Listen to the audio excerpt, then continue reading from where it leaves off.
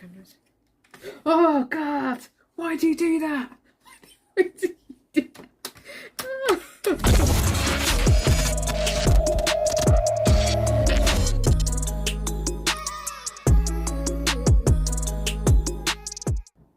Hi, welcome back to a brand new video. Today we're going to be playing a new horror game. It is on the PC and it's called Scrutinized. I know this game has been out for a while and it has been on my list to play. So I am excited to give this game a go today. See how it is, see what it's all about, and of course, enjoy it. So let's get straight in and give it a go. When she was a kid, Luna aspired to be a superhero. Not the ones in skin-tight suits that could fly, but the ones that identified connections where others didn't.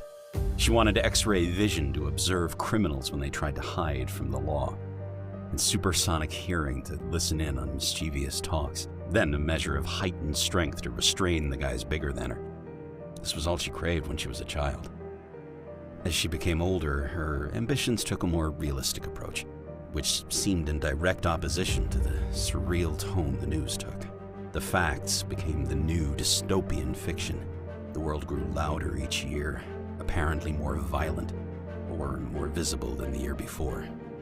Her generation grew up looking to cull the increasingly violent trends that saw mass incarcerations, drug wars, and serial killers studying to gain notoriety.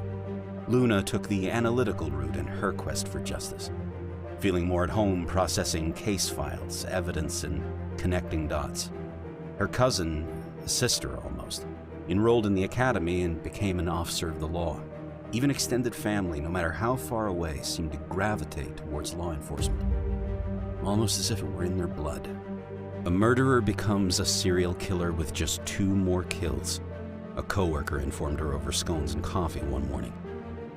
This one had 3 total that day, but that number hit double digits soon enough, accumulating corpses of officers, criminal lawyers, and several field investigators to a growing pile of victims.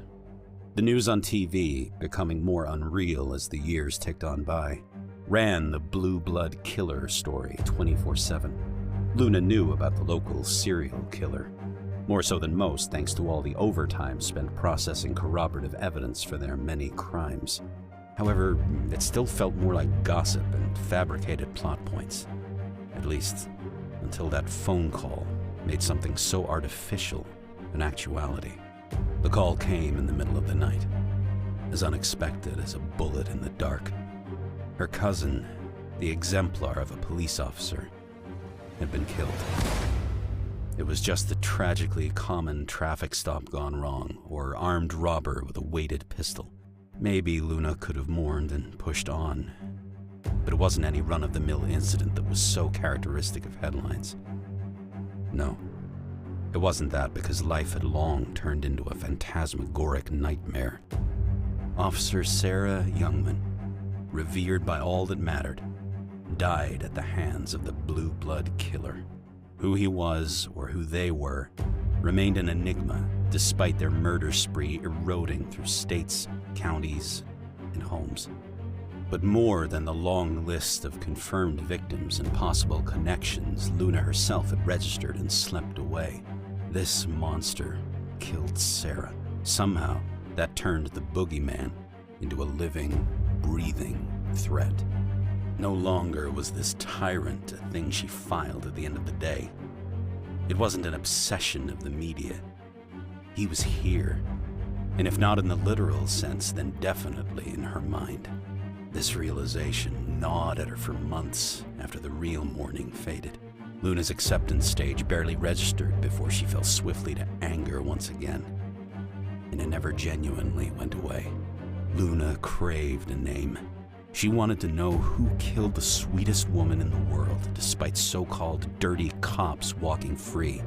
Luna needed justice. What was it about her cousin that triggered this killer in the first place? Could it be that she stood for everything a cop should be? A perfect example of morality, protectiveness, mentality, and heart? Officer Youngman was everything demanded in the ones that protected them, and Luna wouldn't allow her memory to fade away as another statistic. Day in and day out, She spent the connections she'd built up through work and rowdy Christmas parties to see if there was something no one else saw. Cop friends that never steered her wrong came up empty-handed. Family members with careers linked closer to the real action knew little else than the papers. Even the old-timers that knew things few else did all but shrugged when she pressed them for clues. She needed leads first, but there were none. So, in a last-ditch effort, she resolved to chew her boss for leeway. Luna did all she could for any little morsel of information, regardless of the fallout. Being an investigations analyst for the district attorney's office had its perks, but it only teased her for all the good it did with building an idea of who this killer was. Her boss knew what she was after, but he followed the rules as strictly as Luna did. Being shut down by him just meant there was one less layer between a law-abiding citizen and vigilante justice. With each denied application for information outside her classification, Luna saw the justice system's holes appear and broaden. Sometimes the law hindered what mattered. Progress couldn't always continue behind red tape and protocol. Perhaps, in cases like these, rules were meant to be budged. Maybe she couldn't talk her way into databases and case folders. Maybe it wasn't so easy as to read reports on other victims, hoping a eureka moment hit her. If she were going to make any change, it had to start with her, with citizens willing to help. Yes, Luna respected the law, and she would uphold it as Sarah would have wanted, but she couldn't stand idly by any longer. One morning, she called in sick, made flyers, and pinned them around town. She started a neighborhood watch that day, and by the next day at work, Luna couldn't think of anything else.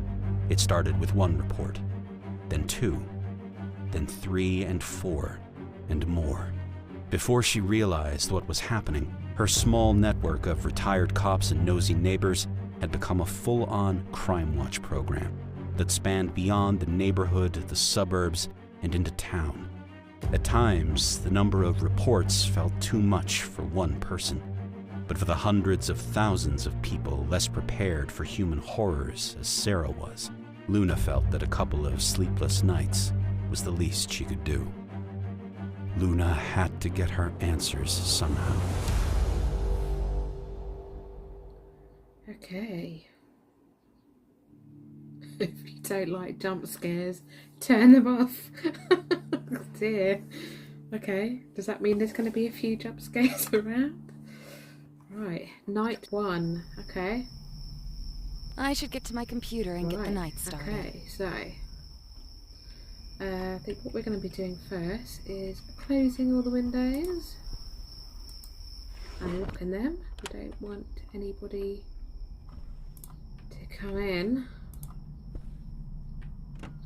Right, okay, let's just have a quick check around the place while we're here. Oh yeah, another one open. Shut that.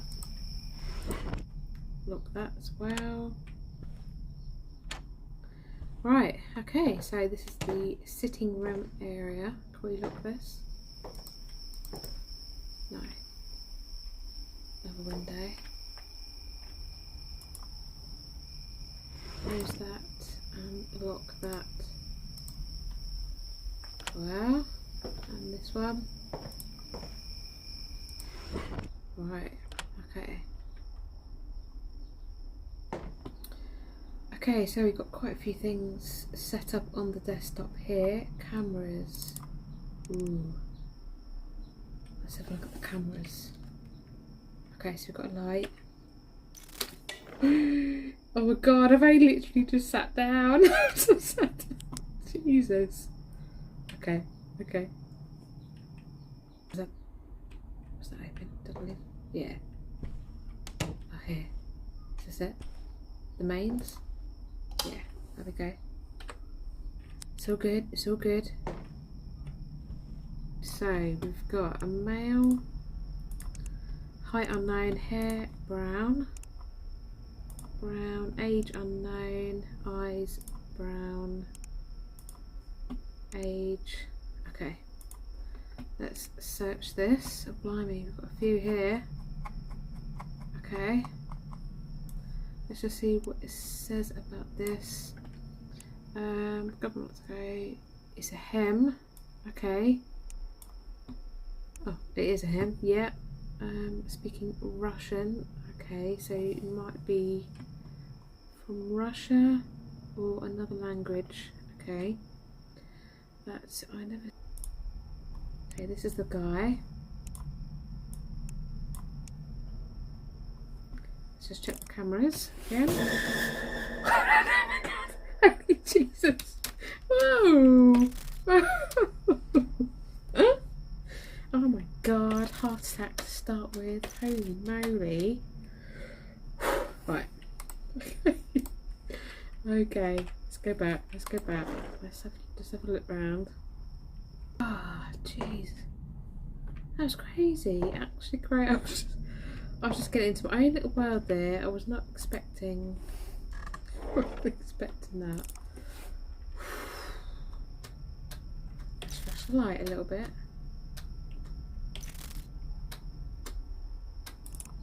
Right, let's put this guy's name in the police records and see what comes up.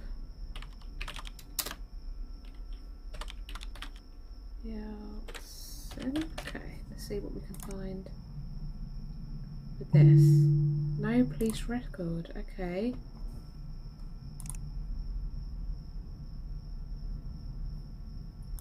Okay, so you've got some hot dogs, spring water, bread and turkey cold cuts. So he's only bought food. So we need some sort of evidence here to show whatever it is that he's been doing. What's that? The light. Don't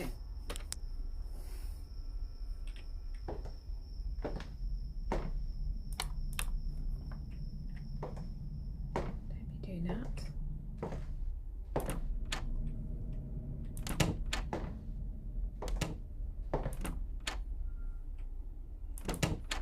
Oh, in here as well.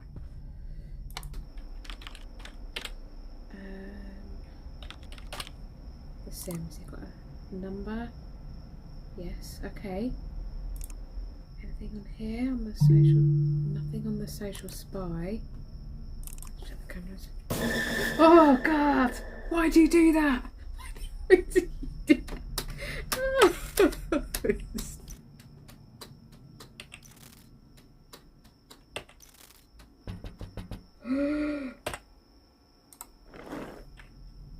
Knocking on my window. Cheeky bugger. That is so cheeky. That really is. Right, here we go. Crack the phone. Search how to keep baby quiet. MoneyGram transfer cell. How long no food before? What? Pictures. Oh, we've got pictures of women on here.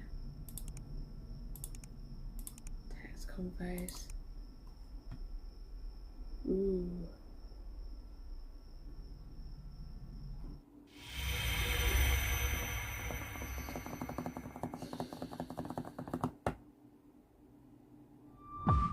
Okay, so there we go for today. I know I haven't completed even the first of the night. Oh God, I'm just trying to get used to some of the buttons and the layout and things that we need to try and achieve. So hopefully we're going to crack it.